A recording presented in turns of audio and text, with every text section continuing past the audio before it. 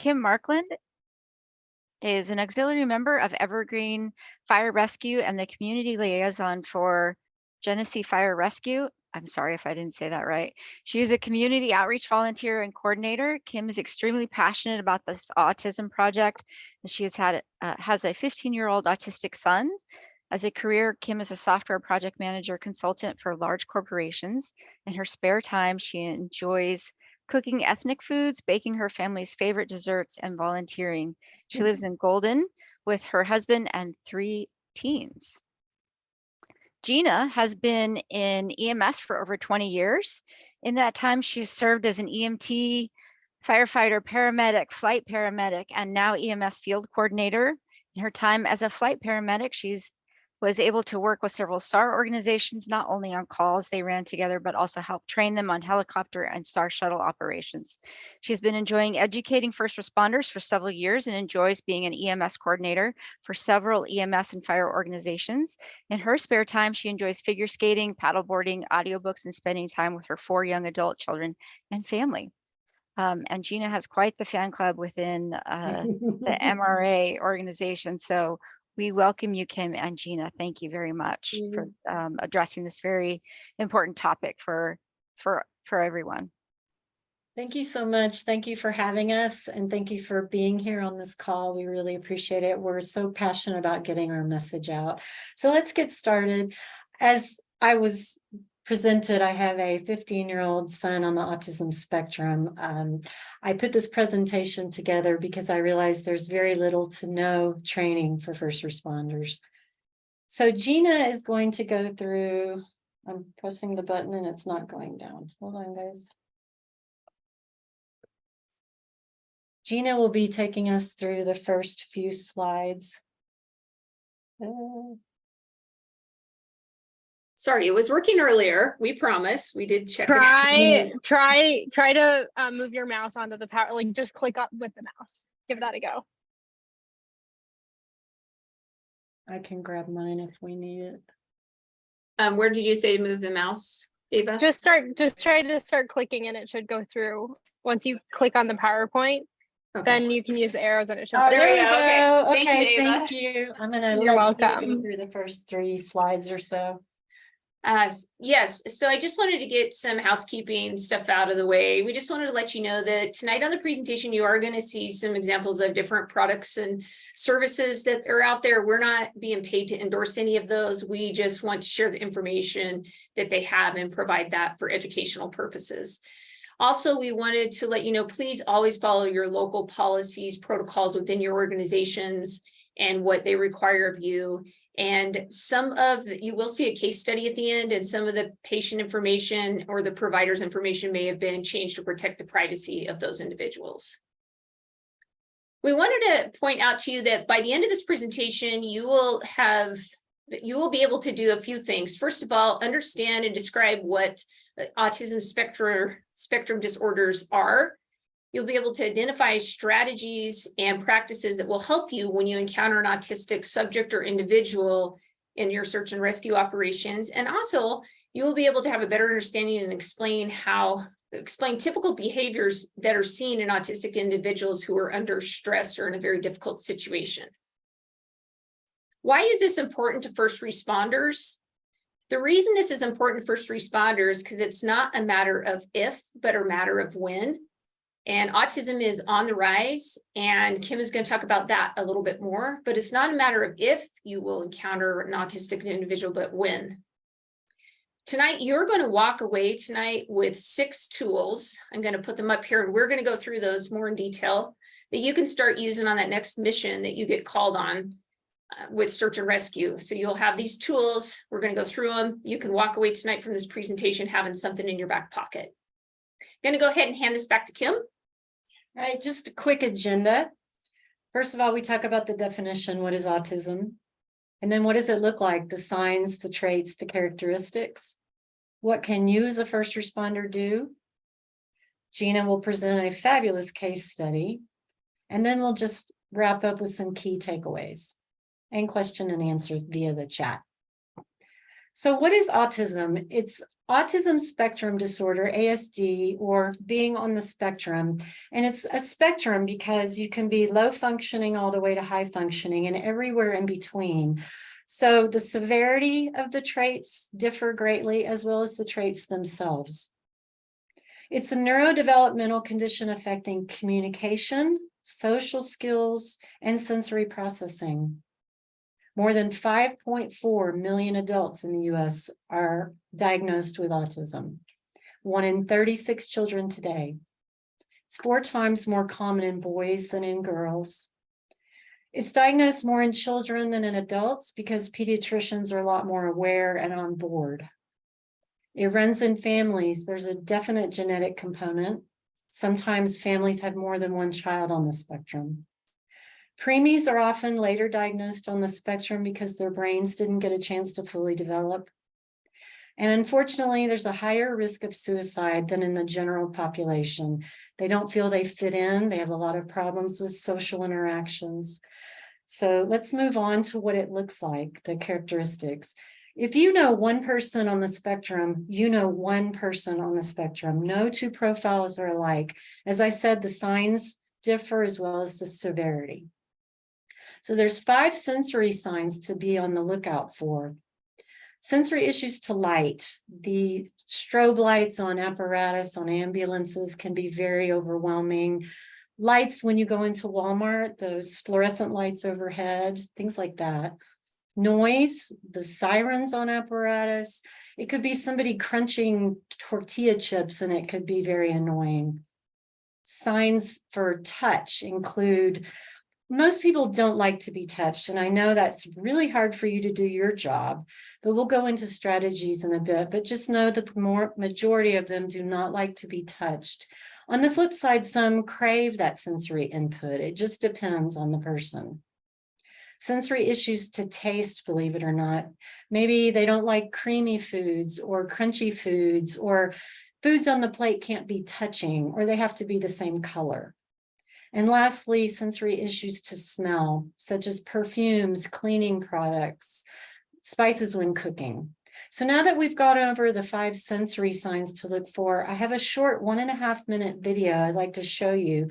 And it's from the lens of a little boy going in a shopping mall. You and I take for granted how much sensory overload is in a shopping mall, but let's take a look.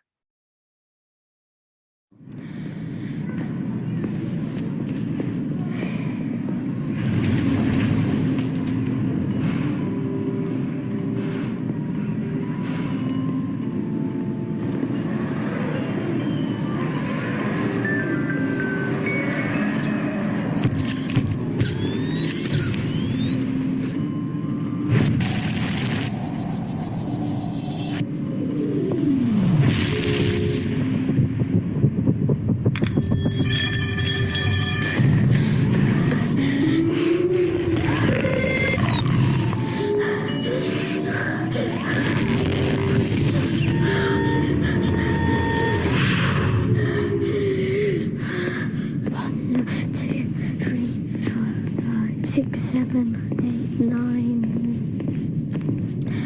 Take my hand.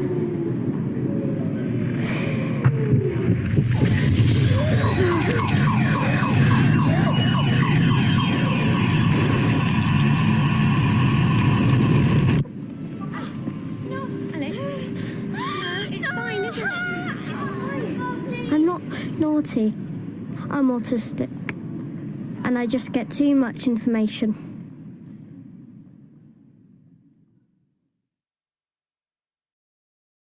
So did you notice how he was counting on his fingers? That was his way of calming himself. And we'll go into that in a little bit later in the presentation and what it's called. So first of all, let's look at communication signs. We looked at the sensory signs. Let's look at communication. Lack of appropriate eye contact. Many times they look at the ground or they look away. If they do have eye contact with you, it's fleeting most of the time. Difficulty with two-way conversations. They may or may not answer your questions, but they most of the time don't reciprocate. They could be nonverbal or minimally verbal. They're slow to process information, answer questions, and follow commands. It's just too much to handle. They have difficulty following multi-step directions many times. My son is no exception. If I tell him to take out the trash, get a new bag, and to put the trash in the yellow bin, not the green bin because it's recycling, he heard me say, take out the trash. And he'll ask me 2 more times what I said. They're very literal. So if you suspect alcohol or something, narcotics, you could say, have you been drinking? But they might say yes, because 5 minutes ago they had some water. So you have to be careful about your verbiage. Have you been drinking alcohol? Do you see how that's more precise? Difficulty understanding humor and sarcasm. Try to avoid anything like that. It just goes over their head. And my son is no exception, which is unfortunate because I'm the funniest person I know. Continuing on, they may repeat words or phrases over and over and over. And again, it's probably to calm themselves. They might repeat what you say.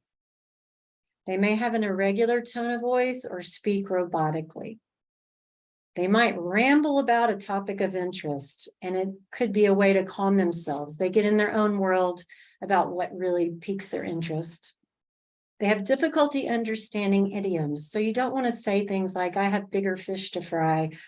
They'll picture a big fish. So just avoid any idioms. They have difficulty reading body language, tone, and emotions of others. It just goes over their head. So now we've looked at the communication signs. Let's look at the behavioral signs. Repetitive behaviors are very common. It's self-stimulation. It's also called stimming. So as I was saying, that little boy was counting. Lack of emotion or emotion not matching the situation. Maybe one day I was, actually my friend got put in hospice and my son saw me sobbing. And I explained what was going on and why I was sad. And I explained what hospice was. And he just started cracking up. So that's emotion not matching the situation. That's a good example. Rigidity, disliking change. They are super structure oriented, schedule oriented. And if you think about an emergency situation, there's nothing predictable. Difficulty transitioning, that means going from A to B or changing activities. Body language doesn't match the situation. Let's say their house is on fire. They're outside jumping up and down on one leg. Continuing on, they have a preference for solitude, mostly because they don't feel comfortable interacting with other people. Difficulty paying attention. Many are also diagnosed with ADHD. It goes hand in hand with autism many times. Fixation on certain interests. They might be fixated on Legos or sports statistics or shiny objects. Walking on tiptoes or irregular gait is also a sign. So let's move on to the search and rescue piece. Signs during a rescue operation. They don't understand what's going on. No response to questions or an inaccurate response. They might just be shutting down because they're so stressed. Or if you ask them, do you hurt somewhere? And they say 365. And that's an example of an inaccurate response. Appearing argumentative or stubborn. It's not necessarily a reaction that's meaning they're not being cooperative or respectful. They're just overwhelmed. Appearing intoxicated. They might simply be shutting down due to stress. Yelling, outbursts, hitting or kicking, resisting assistance, running away or hiding. They could run back into a burning house just because it's familiar. Physically getting stuck. When they get so overwhelmed, they may just shut down and you need to move them to another place and they just won't. So I have a tip. Maybe you could say, could I take you by your shirt to a safer place over here? And then you want to demonstrate on someone else. Here's what it looks like. And you take them to another place. That could be a way to handle that being stuck. What can you as a first responder do? First of all, you want to assess the situation. Get as much autism information as you can up front. Find out from the caregiver or a teacher or whoever's available. Are they high functioning? Are they low functioning? What sets them off? What calms them? Do helicopters bother them? Do dogs bother them? Or are they fascinated by helicopters? Assess communication and behavior. The tips we just went over, you want to start looking for those signs. Even if someone doesn't tell you the person you're looking for has autism, start doing your own detective work. You always want to speak very calmly and slowly. The way you interact is how they're going to take it. If you're antsy and you're impatient or you're trying to do too much at once, they will feel that and you're not going to get very much cooperation. One communicator. Don't have several people on top of this person asking questions. One communicator. And if you can, isolate that person. Again, simple and brief sentences. But here you also need to allow lots of time for responses, maybe 20 to 30 seconds. Autistic people, they think in pictures. So maybe if you ask them a question, they are going through their mind, through the pictures, and they'll eventually get to the end and can answer your question. Remove lights and noise if that's possible. If you have radios on, turn them down. Offer a fidget. So my motto, and I think it's brilliant, is fidget first. You want to grab one of these little spinny things, and you can get them anywhere. Amazon has them. And you want to hand that autistic person a fidget because then their world becomes that fidget. And they kind of tune out the chaos that's going on, and you get a better response and you get more cooperation that way. You could also redirect, discuss something they're interested in. If it's a little boy, ask, do you play with Legos? What do you like to build? You could ask anybody, do you have a dog? Do you have a pet? Try to get their mind off what's going on. Demonstrate. Another brilliant saying I have is talk before touch. So you want to talk them through it before you even begin to touch them. And if you can, demonstrate on someone else. Validate, get down on their level.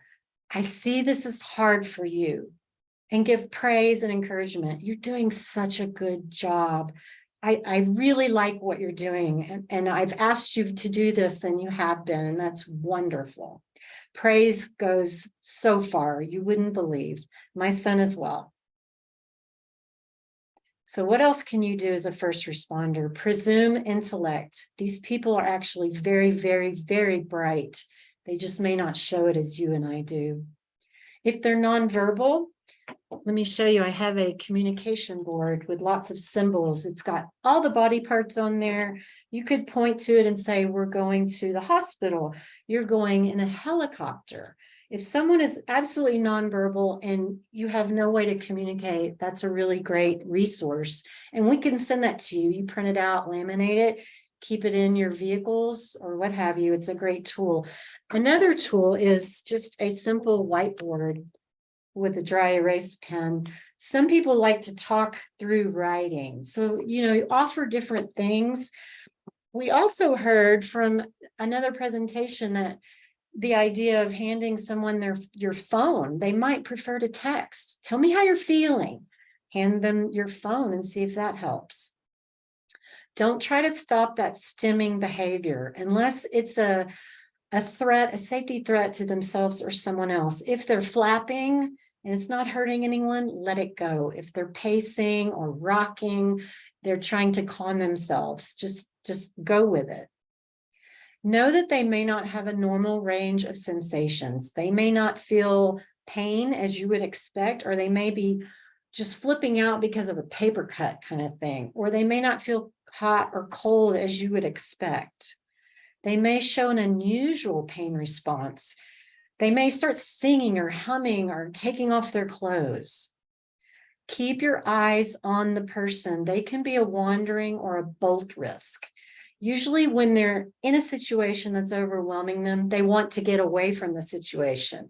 But if they do bolt, don't chase. It will exacerbate the situation, and then you've got a bigger problem. And if you can't keep your eyes on that person, hand them off to someone else on the scene. Also, know how to pick up a thrashing child and not get hurt.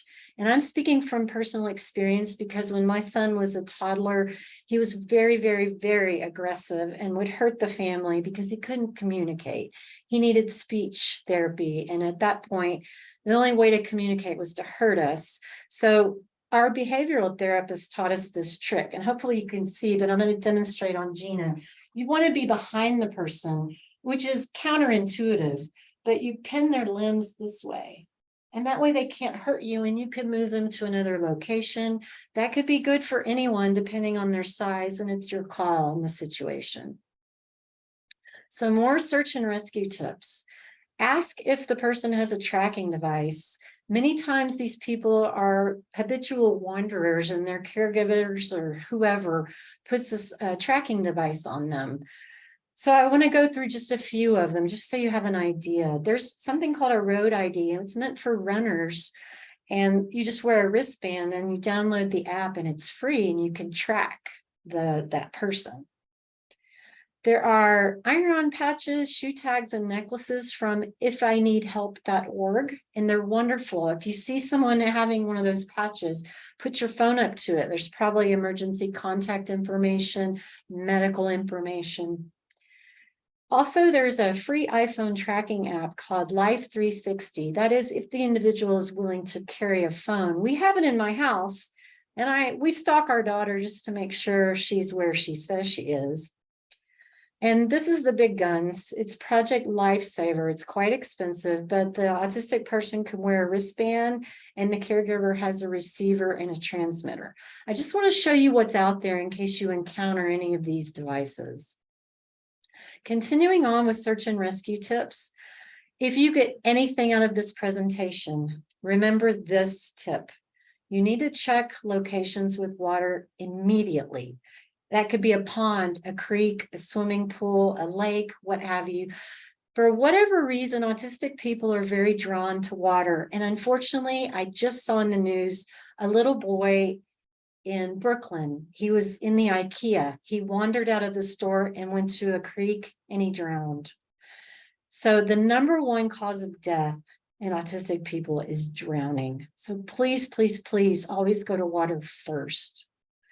You could ask, have there been any attractions within the last few days? If you're in an area where you were told the child or whoever was fascinated by the barn being built or the drone, from the neighbor, what have you, you might want to be a bit of a detective and see what maybe has piqued their interest in the last few days. Don't expect a reply. If you call out, "Hey, John," they're not going to say, "I'm right here." You're going to have to make visual contact or lure them out. And by luring them, I could give you some examples. "Hey, John, I have your favorite snack, goldfish, with me. Hey, John, I have your dog, Toby, with me. John, I have that iPad application that you've been playing with lately. You could play it." Those kinds of things. And they may not even realize that they're lost or experience fear. If you can, and if you have one, a weighted blanket upon rescue is a wonderful thing. You could put it on the shoulders, or if they're seated, put it in their lap. It's calming to the central nervous system. If you have a firefighter on scene, their bunker gear is just as good. So I've done a lot of research in putting this presentation together, and I want to show you some of the things I've found. There is what's called the Wallet Card Project. It's a free customizable card that's mailed to you, and here's what it looks like. And I also have one, so it's like the size of a driver's license. So you might encounter somebody who hands that to you, or I just want you to know that it's out there and you can tailor it. Mine has my emergency contact information and my husband's, and it also says my son has ADHD as well as autism. The neat thing is this website has a 5-minute, really well done training video on how to interact with an officer if you're autistic. So there are also what's called medical alert seatbelt covers. These are super cheap. You can get them online. and you can customize them. As you can see on the screen, there's lots of variations, but underneath the seatbelt cover, there could be emergency contact information, medical data. So I just want you to know to look for things underneath them if you encounter it. Could be the person driving has one, or the child in the back seat, or the passenger. So there's also this free, really wonderful downloadable Milestone Tracker app from the CDC. And if you look on the screen, I created a mock account for my son, Patrick, pretending that he's 5 years old. It tracks development from ages 2 months to 5 years. You download it, you create a profile. It's super easy to use. It's very well done and professional. And you answer a series of questions according to the age you input. And then at the end, you can click email summary, and it gives you a wonderfully formatted, very professional email you could show your doctor, or show your doctor right then and there. The idea is that children are very malleable, and if you get a diagnosis early, you can get early intervention, you can get therapy and help those challenging characteristics. My son is a living case of this, but pediatricians are more on it. So this app would be good if you have small children, grandchildren, nieces, nephews. It just gives you another opportunity to maybe track what doesn't seem quite right and discuss it with the pediatrician. So I'm going to wrap up my piece and hand over Gina to do her amazing case studies. Thank you, Kim. Kim just gave us some fantastic information about autism. And let's take all of what Kim taught us right now, and let's go ahead and put that in a case study. We're going to go over our strategies. I just wanted to mention too, real quick, I do have an autistic young adult son myself. And so I've had personal experience with autism as well. Our strategies are communicate. Kim had talked about one communicator, and we're just going to go through these a lot during this case study because I want it to be repetitive so you can remember. Allowing that ample time for them to process that information and their time to respond. Remove any lights and sounds that might be distracting to them, and even radios and that kind of thing. Using a sensory kit, Kim talked about some of the things, fidget toys and other things, weighted blankets, glasses, even noise canceling headphones can help. Redirect, discussing like a favorite topic like Kim had talked about, and talk before touch. We want to make sure that we are communicating with them before we start touching them in any way, and validate and praise. I know this is big and huge for my own son as well, just making sure that you're saying, hey, you're doing a great job. We know this is hard. We're here to help you. So it's early September and it's in the late afternoon, and you're called on a mission for a lost person. When you get to the scene, you'll find that they want you to assist with finding a missing 8-year-old boy up in a mountain area. The family reports that they were on a camping trip and their son Michael suddenly went missing about an hour and a half ago. They can't find him. They've looked everywhere and they cannot find him, and they're in a panic. They also report he does have a history of wandering off before, and also he is autistic and minimally verbal. So I just want you to think for a minute from the things that Kim talked about. What are some considerations for autism? There was one thing that we really wanted to drive home, and that is check for water first. So what are the sources of water in this area, in this campground where the family was? They said that they hiked to a waterfall yesterday, which he loved, and then they looked on a map and found out that there is a lake close by as well. Some other things is we want to find out some more things about the autistic individual. So he does like to collect rocks and pine cones, which could have been a distraction for him to leave. He was only wearing a light jacket and jeans. And so this is September. That might be concerning. It's later in the day. It could be getting dark soon. He's also very sensitive to loud noises, including sirens. The family lets you know. They say he does really communicate good by drawing or pointing to things on his communication board on his iPad. Very important to ask those questions so we know that once we encounter the autistic individual, what we're going to do. So in this case, they say he has a communication board. And it just so happens that this search and rescue group had a little communication board type thing, not on an iPad, just like what Kim was showing you. He also really loves dogs. And he loves barbecue potato chips, and you might laugh about that, but that might be a snack that could lure him out if you think about it. We talked about where would be one of the first places to look, and that is water. So you've got a mountain waterfall stream about a half mile away, and you've got a mountain lake about a mile away. And they went ahead and sent 2 different teams to both of those locations, as well as another team looking in the area where he is last seen. Well, they do happen to find him, and he is at the lake, and it's about 45 minutes later, he was found standing on a rock right next to the lake. They try calling his name, but he won't respond to them, and he just keeps looking at the lake and he won't respond. So how do we approach this? I want you to think about this. So now you find the little boy.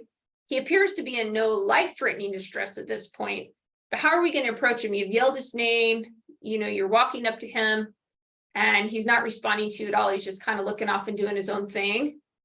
And remember, he might not even realize that he's lost, but he might be not able to communicate with you. He doesn't know you. So let's think about these strategies and what we could use. With you guys on your team, you could use one communicator to talk with him.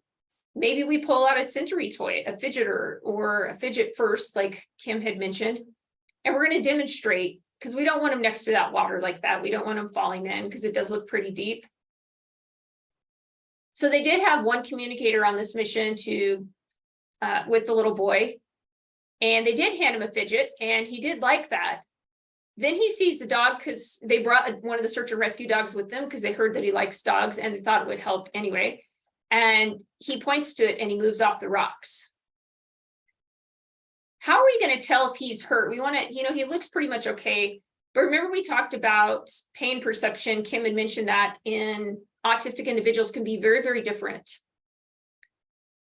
We can do an offhand assessment. We can ask ourselves these things, and we don't even have to touch the patient. Like, is he pale? Does he appear to have difficulty breathing? Is he obviously bleeding, which we'd want to get on immediately? Does he have abnormal looking bones in any of his arms and legs? Like, is there some swelling or something that looks like it might be broken? And different things like that, where we can do a hands-off assessment. I just wanted to bring this up really quick. This was a study that just came out last year, in July of last year, so just about a year old, and it talks about pain perception in autistic individuals. I'm not going to go too deep into it, but basically what it shows is the brain patterns in autistic individuals are very different. Their brain patterns pain very different from regular people. They have a decreased activation, so they might, have a really injured area on their body, and they may not feel it to the degree that we would. To neurotypical individuals, my son, when he was younger and he'd get hurt and I'd see like a big bruise on his arm, one thing he would do is he's like, it doesn't hurt, and he'd start hitting it. The feedback default in autistic individuals is very different. It's very atypical. So they may have a poke to the finger or a paper cut, and it might send them off the rails. And there's just disorganized pain perception. And that's important for you guys to know. And that's why I just wanted to bring up this quick study, is because they might have a pretty significant injury, and we need to make sure that we're paying attention to that, because they may not feel the pain sensation that a regular person would feel. So what they ended up doing is they gave him the communication board, and he keeps pointing to the dog. So they let him come over and pet the dog. You ask him if he is hurt, and he points to no on the communication board. But then if you look him over, you notice that his arm looks abnormal and swollen, and you notice that he's not really using it. He's kind of just hanging by his side. You ask him if he felt and hurt his arm, and he points to yes. So now we are looking at this and going, okay, how are we going to splint this or put him in a sling or provide some kind of support for this? Because he may not tolerate that. So if we go back to our strategies, what some things we could use is demonstrating, hey, your arm is hurt and we want to put a special bandage on it to make sure it feels better. We could also give him something to hold, one of the sensory toys. We could redirect and talk about a favorite topic or subject to help get this accomplished. Well, he won't tolerate a sling, but he does allow you to splint his arm.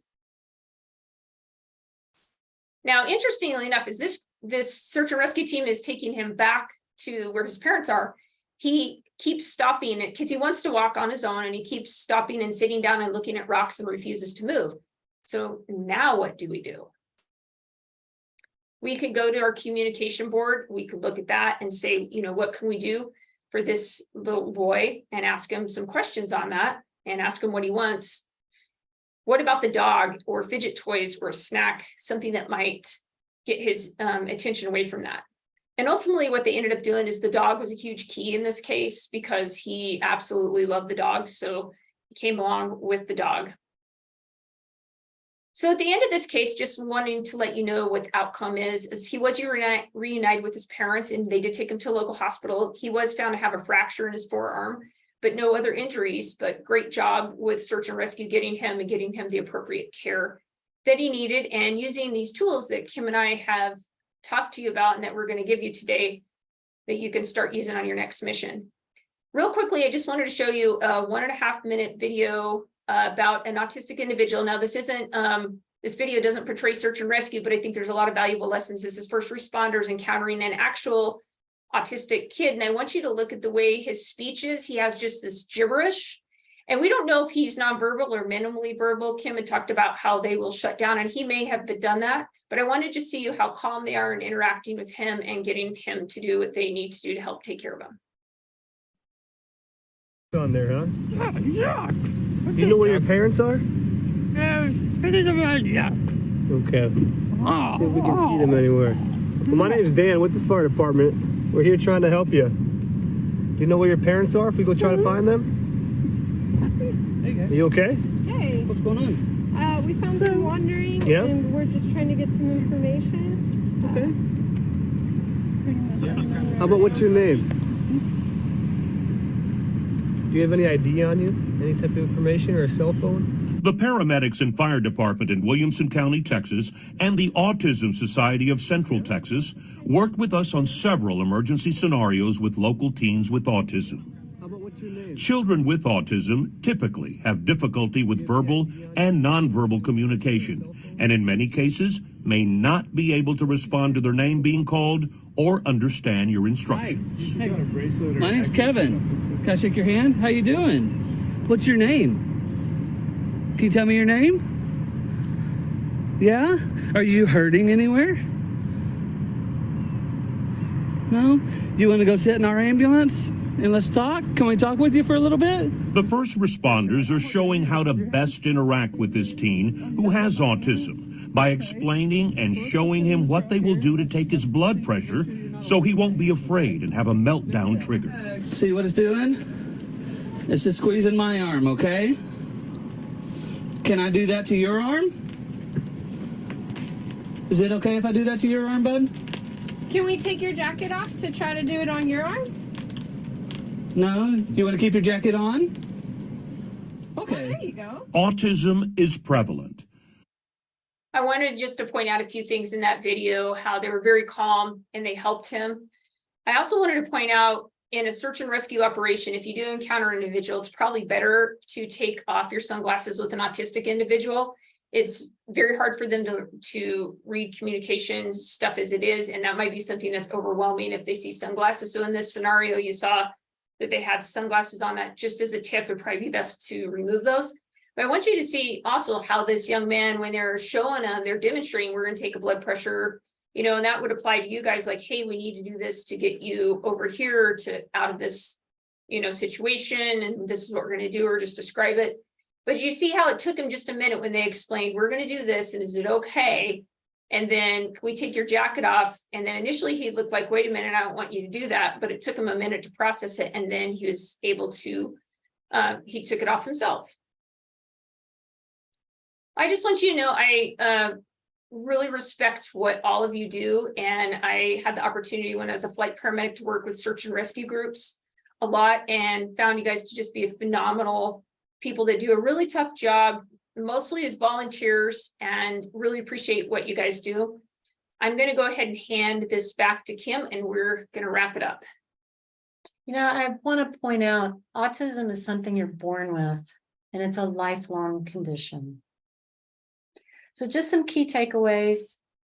While you're on scene, get as much autism information up front as possible. Look for water. Remember, that's your key takeaway. Assess communication and behavior. Use your 6 strategies, your tools that Gina really went through.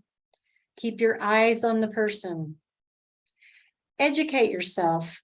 There's lots of resources out there. You could dive deeply in it. I also want to point out that there is a wonderful search and rescue toolkit. It's a really well done PDF file. It's free. You just go to the National Autism Association, click around, and you can download it, and it's really well done. So in closing, we're going to have a post-training survey because feedback is so critical to our presentation. We're always making improvements, and it's mostly according to the feedback we receive from our audience. Everything we've gone through is in a handout we can distribute as well online. I know we went through so many signs, the traits, the characteristics, it's so much to keep track of, but we have a really good handout for you. Communication board, we could also send you a copy. And if you're interested in lengthier trainings by us, please reach out to us. We've got our information right here. We have a highlights document we could send you. We just did a 3-hour presentation for a paramedic academy here in Colorado last week. We did a 2-hour training for the fire department just a couple of days ago. So it can be tailored, but this was just kind of a high-level overview. We really go more into detail, and we have lots of great short videos that reiterate what topic we've just presented. We go into our personal stories a bit more. So just keep that in mind and take note of our email addresses if you'd like to get in touch with us. So I will turn this back over to the team for question and answers. Thank you, Kim. Thank you, Gina. I have a couple of quick, looks like we have a few questions in the post. The first one, is it best to take off glasses as well, or just sunglasses? Just sunglasses. Yeah. Okay. Because you And can't then- see their eyes. You know, when Yeah. someone is on sunglasses, it probably just overwhelms them more if they can't see eyes. Okay. And then with the little boy that they found by the water and he kept stopping, would it be okay to tell him that they're trying to get him to his parents? Absolutely, that would be great to just say, we're gonna go see your parents, but don't expect, or I should say, expect very weird reactions. And in this case study, it was just really interesting that he just kept wanting to stop. They're trying to get him back, but I think that's a great idea. Just say, hey, we're gonna help you, and we're taking you to your mom and dad. Okay. And the last one, if the one person in contact with the subject, does something not right and it triggers sort of a meltdown, is it best to have that responder try and bring him back? Like try the distractions or giving him a fidget, or would you suggest switching out a different person? I would say that, I mean, just try your best. And if you need to, because sometimes people mesh better. I mean, you guys have probably seen this on your search and rescue operations. Sometimes somebody just gets along better with somebody else, and it has nothing to do with that person. I think it's okay to switch somebody out and have somebody be a different communicator if that other one, that who knows why. But Yeah. there's always, that's okay. Do everything you can, and that's definitely okay. In that video Gina showed with the paramedics, did you notice how the first couple of people weren't gelling with that kid, but the friendly face came in and just kind of took over? So yeah, maybe you do switch out and try another friendlier face, possibly. Yeah, that was a good observation of that video. The next question, if the child flees, what is the best strategy to keep them safe? Follow, don't chase. And it's not just children. I know we talk a lot about children in this presentation, but it could be adults too. You just want to follow and keep talking calmly. Hey, we're trying to help you. Could you stop, please? We're trying to help you. Those kind of things. Unless Gina has some more to add. No, Kim just brings up a good point. Do not chase them, just follow, because they'll keep running, they'll keep bolting, they'll feel threatened. Yeah. Yeah. Okay. And that looks like that's it for our questions right here.